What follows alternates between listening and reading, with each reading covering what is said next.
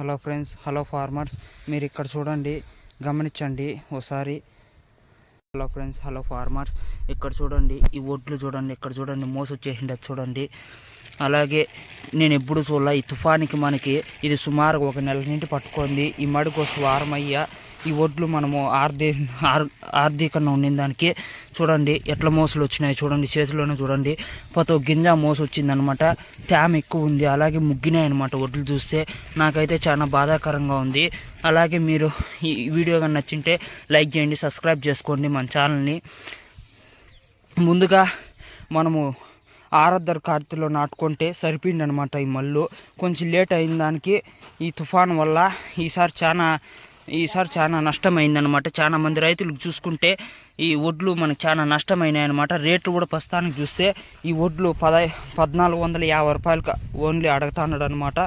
అలాగే మొన్నటి వరకు ముందు వారం వరకు చూస్తే 1600 ఉన్నాయన్నమాట. ఇప్పుడు 1450 ఓన్లీ 1450 రూపాయలకే అడుగుతాండ్రు అనమాట. అందుకే రేట్ అయిన దానికి అమ్మదాం అనుకోలేదన్నమాట. అట్లే పెట్టిన దానికి తుఫానుకి ఒడ్లు మనకి ఆరబోయన్నా ఉండిన దానికి చూడండి, చూడండి మోసులు వచ్చి అలాగే ముగ్గిపోయినాయి అనమాట. చాలా ఈ సుమారుగా ఈ ఒడ్లు వచ్చి సుమారుగా 2 ఎకరాలు ఒకటి అనమాట. 2 ఎకరాలు నాటినాడు అనమాట.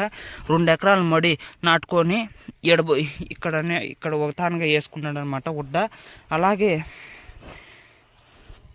చూడండి చాలా ముగ్గిపోయినాయి, చాలా బాధ వేస్తుంది అనమాట నాకు కూడా. చూడండి రైతును అందరూ తప్పు పెడతారనమాట.